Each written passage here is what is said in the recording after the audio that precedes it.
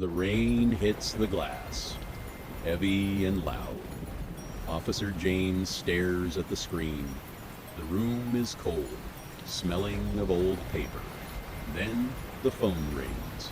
A sharp, piercing sound. He answers slowly. A voice whispers, dark and thin. "He is back." The man from 1990. James freezes. His hand grips the cold plastic. The voice knows everything. He is watching you now, through the window. James looks up, his heart stopping. The line goes dead, leaving only static. The hunt begins again. No one there, just darkness. James walks to the window, his boots clicking on the floor. The glass is cold against his face. Outside, the streetlights flicker, casting long, dancing shadows. He rubs the fog off the pane. A figure stands near the old lamppost, tall, unmoving, wearing a long coat, face hidden. James blinks, and the figure is gone. Just the wind, blowing trash across the asphalt. His heart pounds against his ribs. Was it a trick? A phantom of the mind? No. The wet footprints on the porch are real, shining under the dim light. Inside the file room, dust dances in the flashlight beam. James looks for the old case. Box number 9. Missing. Someone was here. The shelf is scratched. Fresh splinters on the wood. He checks the logbook. The pages are torn, ripped out by a brutal hand. 1990 is completely gone. A cold sweat breaks on his neck. The killer is erasing his own history, cleaning his tracks. Why now? After 30 years, he finds a small note hidden behind the cabinet, written in red ink, thin and messy. "You cannot hide what you buried in the woods." The old Jeep bounces through the mud. Headlights slice the thick fog. Black trees stand like giant spikes, blocking the night sky. James drives deeper into the woods of nowhere. No birds, no bugs, just the engine crying out. The air is cold, freezing his breath. He stops near the old cabin, ruined and abandoned. The door hangs on one rusty hinge, swinging in the dark wind. 30 years ago, a girl vanished here.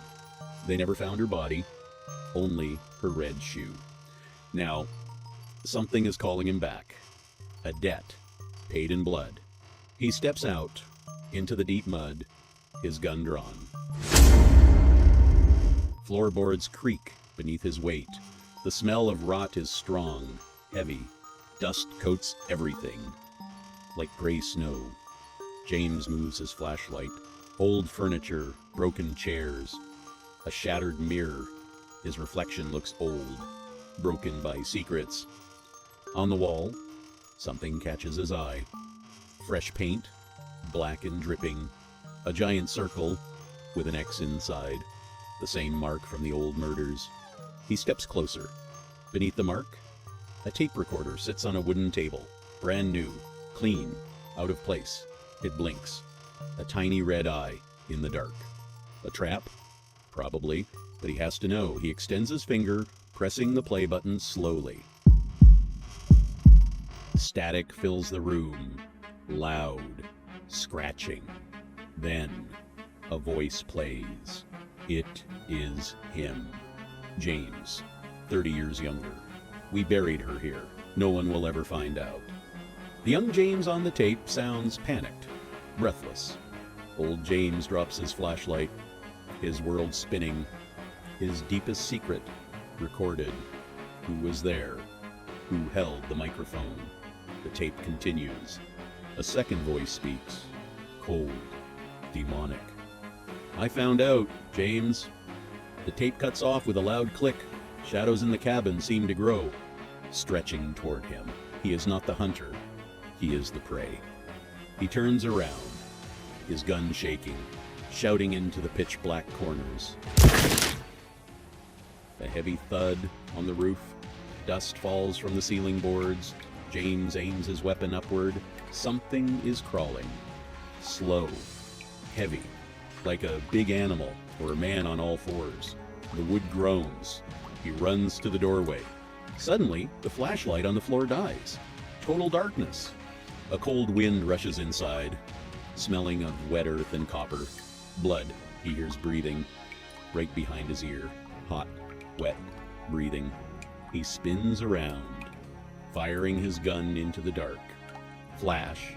The muzzle light reveals a terrifying face for a fraction of a second. White skin, hollow black eyes. Smiling. Then, a heavy blow hits his skull, plunging him into nothingness. A painful throb in his forehead. James opens his eyes, blurry, heavy. He tries to move, but metal chains rattle. He is tied to an old wooden chair in the center of a basement. A single light bulb hangs above, swinging slowly, casting dizzying shadows. The floor is concrete, wet with dripping water. Drip, drip, drip. The sound is tormenting. He tastes blood in his mouth. He looks around. The walls are covered with old newspapers, clippings about the missing girl from 1990. His face is on the articles, circled in thick red ink. He is trapped in the center of his own nightmare, his dark past staring right back at him. Footsteps echo from the darkness. Slow, deliberate. The sound of metal dragging on the floor. Shh, shh. A long, rusty pipe. James strains against the chains, his wrists bleeding. "Who are you?" he screams, his voice cracking. No answer. A figure steps out from the shadows into the dim light. He wears a porcelain mask, clean, white, expressionless, a painted black smile. Stretching from ear to ear, the eyes behind the mask are dark, empty pits. The stranger stops, tilting his head, looking at James like a broken toy. The silence is heavy, suffocating. Then, the stranger lifts the pipe, pointing it at the red circle on the wall, laughing silently. A shaking of the shoulders. The stranger reaches into his coat. He pulls out another tape, dropping it into a player on the shelf. He presses play.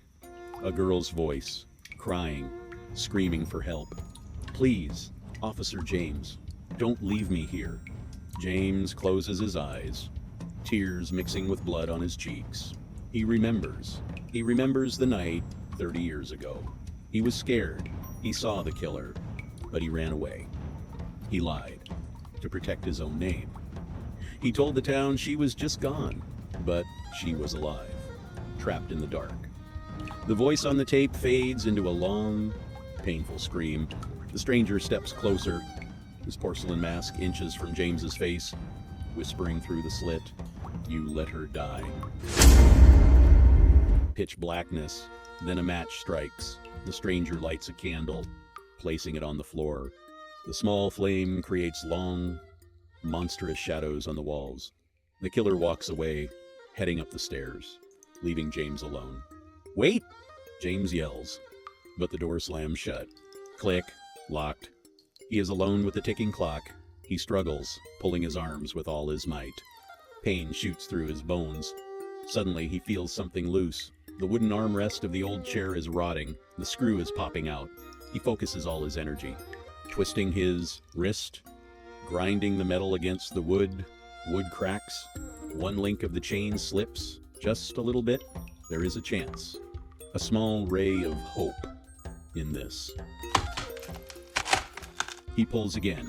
Crack! The entire left armrest breaks off. James gasps. His left hand is free from the chair, though still chained to the wood fragment. He works fast, his heart racing. He uses his free hand to reach the heavy metal lock on his right arm. It is tight, locked with a key. No time. He grabs the heavy, broken piece of wood, using it like a hammer. He smashes the right armrest. Bang, bang, bang. Splinters fly into the air, cutting his face. Blood flows down his chin. He does not care. He does not stop. Finally, The right side shatters. He stands up, weak, heavy, but free from the chair. The chains still hang from his wrists, rattling like a ghost. He needs a weapon. James stumbles across the cold concrete. He searches the dark corners. On a metal desk near the wall, he sees something. His revolver. The killer left it there. A cruel joke or an invitation. He reaches out, his chained hands shaking. His fingers touch the cold steel grip. He pulls it close. He checks the cylinder, spinning it slowly. Click, click, click. One bullet left. Just one. Enough, he whispers. His face turns cold. The fear is gone, replaced by a dark, burning rage. He knows he might die tonight, but he will not die hiding. He aims at the darkness, ready to face his demon. He walks in darkness, guided by memory. James reaches the wooden stairs. Each step groans, heavy under his boots. He holds the gun high, ready to shoot. He reaches the top door. He presses his shoulder against the wood, pushing gently. It does not move. Locked. He takes a deep breath, stepping back. He raises his heavy boot, smashing it near the lock. Bang. The wood splinters, but holds. He kicks again, harder, screaming with rage. Crack. The old lock shatters, the door flying open. Bright moonlight blinds him for a second. Cold air hits his face. He is outside, back in the woods. But the nightmare is not over. The hunter is waiting somewhere in the dark mist. Fog rolls, thick like milk. James stumbles through the mud, his chains clinking with every step. Shh, clink, shh. The sound is too loud. Giving away his position, he stops, wrapping the chains tight around his arms to silence them. The forest is dead silent. Shadows move behind the trees. A shape appears on the left, then vanishes. A whisper echoes from the right. Soft, teasing. Run, James, run. He spins around, aiming his gun. Nothing. The mist plays tricks on his mind. He feels eyes on him from every direction. He is walking inside a trap. He needs to reach his jeep, find his radio, call for backup. He presses forward, mud swallowing his boots, his breathing short and heavy. There it is, the jeep. James runs to the vehicle, ripping the door open. He climbs inside, slamming it shut. Safe, for now. He grabs the police radio from the dashboard, flipping the switch quickly. Base. This is Officer James. Do you copy? Need backup immediately? Static. Only scratching white noise answers him. Base, come in. He hits the radio against the dash. Suddenly, the static stops. A voice speaks through the speaker. It is not the dispatcher. It is the killer's cold, distorted voice. No one is coming. James, they think you are at home, sleeping. James drops the mic, his hand trembling. The killer hacked the frequency. He is completely cut off, trapped inside a metal box. Smash. The driver's window shatters into 1,000 pieces. A gloved hand reaches inside, grabbing James's jacket. The killer is here. James screams, kicking the door open with all his force. The heavy metal hits the killer, knocking him back into the mud. James dives out of the jeep, rolling onto the wet ground. He raises his revolver, pointing it at the tall figure rising from the fog. The stranger stands, his white porcelain mask stained with dark mud. He looks like a monster born from the earth. The rain starts again, washing the blood from James's eyes. They face each other 2 yards apart. The final confrontation. No more running, no more lies. Just two men, a loaded gun, and 30 years of sins waiting to be settled. Why? James coughs, his voice weak. Why do this now? The killer steps closer. the mud squishing beneath his boots. He reaches slowly to the back of his head. He unties the black strap. He removes the porcelain mask. James's heart drops into his stomach. The face behind the mask is not a stranger. It is Thomas. Thomas, the older brother of the missing girl. His hair is gray, his skin wrinkled, but his eyes are the same, burning with 30 years of pure, unadulterated hatred. "You were the first on the scene," Thomas whispers, his voice breaking with deep sorrow. "You saw him carry Lily away. You had a gun. But you chose your own life. You left my sister to die in a cage."